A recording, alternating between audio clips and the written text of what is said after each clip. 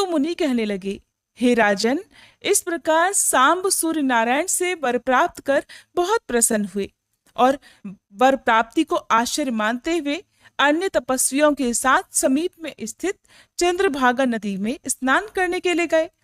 वहां वे स्नान कर श्रद्धा के साथ अपने हृदय में मंडलाकार भगवान सूर्य की भावना कर मन में ये सोचने लगे कि सूर्य नारायण की कैसी प्रतिमा हो और उसे किस प्रकार कहाँ स्थापित करूं। इस प्रकार विचार कर ही रहे थे कि उन्होंने देखा चंद्रभागा नदी के ऊपर से एक अत्यंत दैदीप्यमान प्रतिमा बहती हुई चली आ रही है। प्रतिमा देखकर सांब को ये तो निश्चय हो गया कि ये भगवान सूर्य की ही मूर्ति है।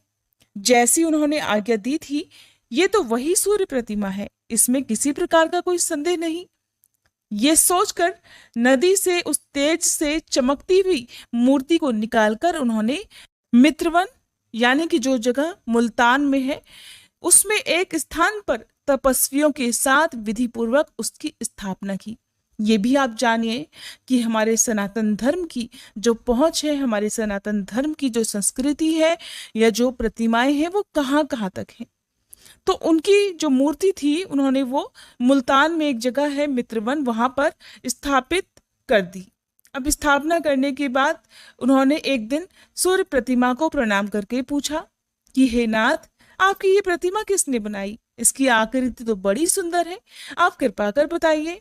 तो वह प्रतिमा कहने लगी, सांब, पूर्व काल में मेरा रूप प्रचंड तेजोमय था। उससे व्याकुल होकर सभी देवताओं ने प्रार्थना की कि हे प्रभु, आप अपना रूप सभी प्राणियों के सहन करने के योग्य बनाएं, नहीं तो हम सभी जल जाएंगे। मैंने महातपस्वी विश्वकर्मा को आदेश दिया कि मेरे तेज को कम कर मेरा निर्माण कर दिया जाए। मेरा आदेश प्राप्त कर उन्होंने शाक द्वीप में चक्र को घुमाकर मेरे तेज को खराद दिया। उसी विश्वकर्मा ने कल्प वृक्ष के काष्ठ से ये मेरी सुलक्षणा प्रतिमा बनाई है। तुम्हारा उद्धार करने के लिए मेरी आज्ञा के अनुसार विश्वकर्मा ने ही सिद्ध सेवित हिमालय पर इसे निर्मित कर चंद्रभागा नदी में प्रवाहित कर दिया है। सांब, ये स्थान बड़ा शुभ है, बहुत सुंदर है। यहाँ सदा मेरा सानिध्य रहेगा। प्रातःकाल मनुष्यगण इस चंद्रभागा के तट पर मेरा सानिध्य प्राप्त करेंगे।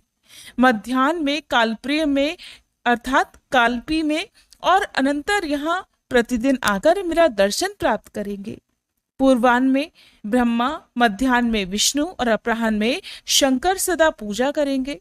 महाबाहो, इस प्रकार भगवान सूर्य के ऐसा कहने पर सांब अत्यंत प्रसन्न हुए और भगवान सूर्य भी अंतर ध्यान हो गए। राजा शतानिक ने पूछा, हे मुने, सांब ने भगवान सूर्य की प्रतिमा की प्रतिष्ठा किस प्रकार की? किसके कहे अनुसार उन्होंने भगवान आदित्य के प्रसाद का निर्माण कराया? सुमंतु मुनि बोले, चंद्रभागा नदी से प्रतिमा प्राप्त करने के बाद सांब ने देवर्षि नारद का स्मरण किया और स्मरण करते ही मुनिवर वहां तुरंत ही उपस्थित हो गए। सांब ने विधिवत उनका पूजन सत्कार आदि करके उनसे पूछा कि हे महाराज, भगवान के मंदिर को जो बनवाता है तथा प्रतिमा की जो प्रतिष्ठा करता है, उन दोनों का क्या फल है? तो देवर्षि नारद कहने लगे, नारायण नारायण। हे नरशार्दूल, जो रमणीय स्थान में सूर्य मंदिर का निर्माण कराता है, वह व्यक्ति सूर्य लोक में जाता है, इसमें कोई संदेह नहीं।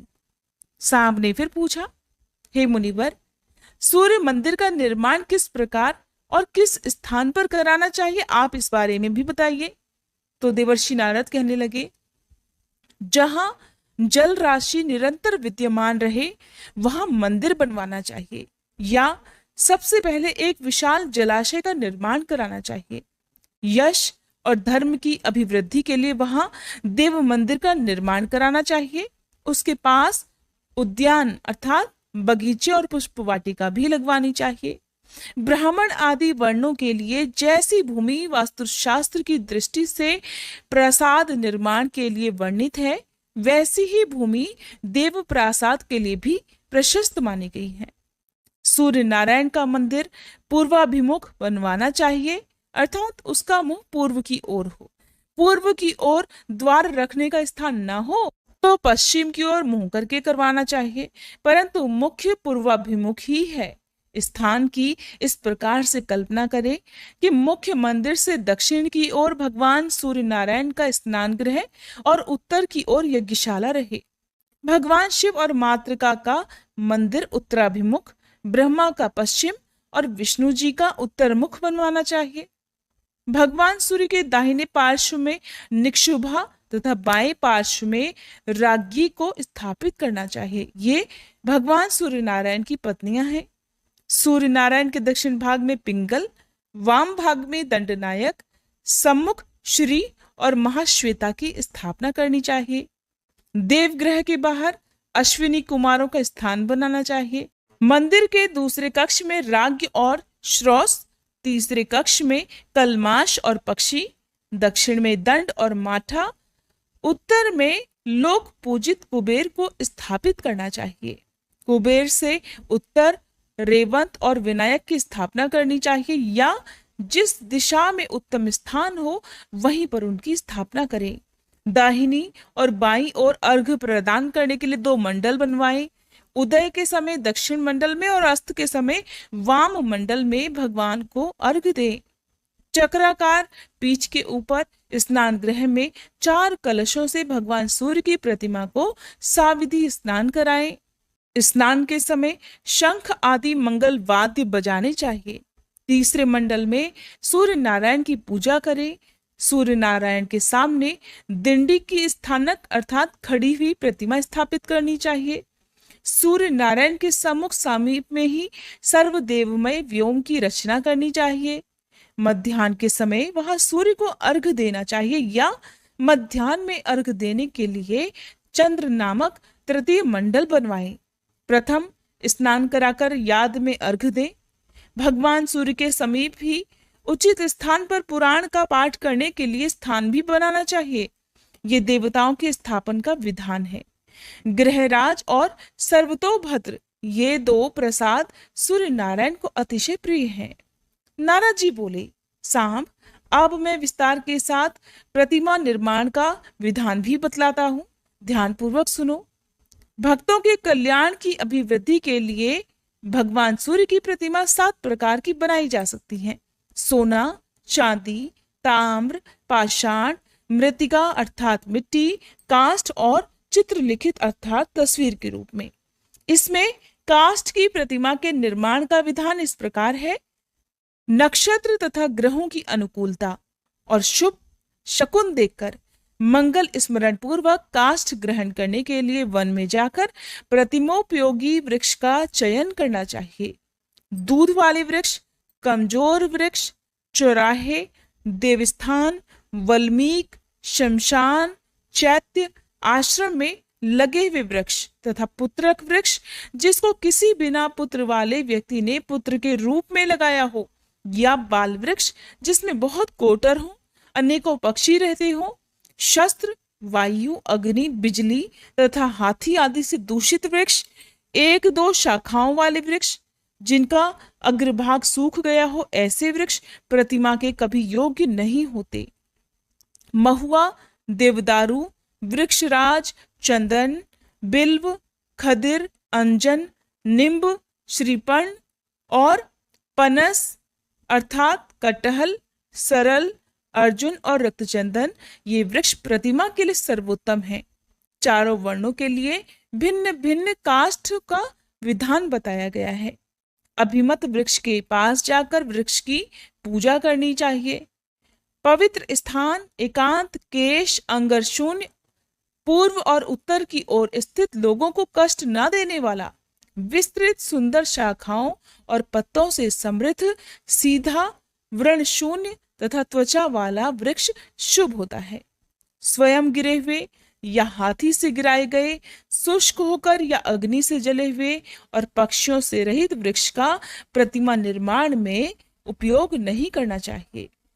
मधुमक्खियों के छत्ते वाला वृक्ष भी ग्राह्य नहीं है। स्निग्ध पत्र, समन्वित, पुष्पित तथा फलित वृक्षों का कार्तिक आदि 8 मासों में उत्तम मुहूर्त देखकर उपवास रहकर अधिवासन कर्म करना चाहिए।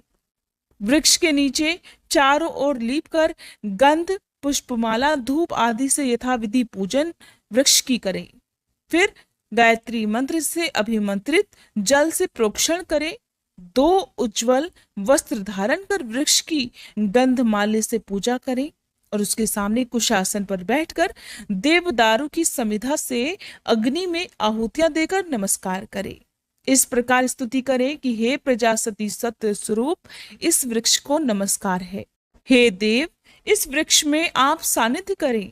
सूर्यावृत मंडल इसमें प्रविष्ट हो, आपको नमस्कार है। इस प्रकार वृक्ष की पूजा कर उसको सांत्वना देते हुए फिर कहें, हे वृक्षराज, संसार के कल्याण के लिए आप देवालय में चलिए। हे देव, आप वहां छेदन और ताप से रहित होकर स्थित रहेंगे। समय पर धूप आदि प्रदान कर पुष्पों के द्वारा संसार आपकी पूजा करेगा। वृक्ष के मूल में धूप माल्य आदि से कुठार का पूजन कर उसका सिर पूर्व की ओर करके सावधानी से स्थापित करें। फिर मोदक, खीर आदि भक्ष्य द्रव्य तथा सुगंधित पुष्प, धूप, गंध आदि से वृक्ष की तथा देवता, पितर, राक्षस, पिशाच, नाग, सुरगण, विनायक आदि की पूजा करके रात्रि में वृक्ष का स्पर्श कर ऐसा कहें, हे देवदेव, आप पूजा में देवों के द्वारा परिकल्पित हैं। हे वृक्षराज, आपको नमस्कार है। ये विधिवत की गई पूजा आप ग्रहण कीजिए। जो जो प्राणी यह निवास करते हैं उनको भी मेरा नमस्कार है। फिर प्रभात काल में पुनः उस वृक्ष का पूजन करें तथा ब्राह्मण और भोजक को दक्षिणा देकर विशेषज्ञों के द्वारा स्वस्ति वाचन पूर्वक वृक्ष का छेदन करें, अर्थात वृक्ष को काटें।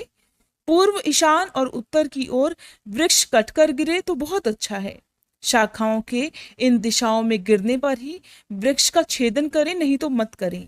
काष्ठ की मूर्ति बनाने के लिए जो वृक्ष काटना है, अगर उसकी शाखाएं या वृक्ष कभी भी नैऋत्य, आग्नेय और दक्षिण दिशा में गिरे तो उसे शुभ नहीं माना जाता और वायव्य और पश्चिम में गिरना मध्यम माना जाता है।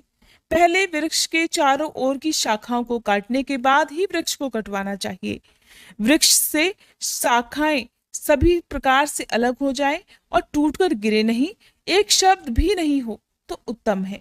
जिसके कटने से वृक्ष के 2 भाग हो जाए, जिस वृक्ष से मधुर द्रव्य, घी, तेल आदि निकले तो उसका परित्याग कर देना चाहिए।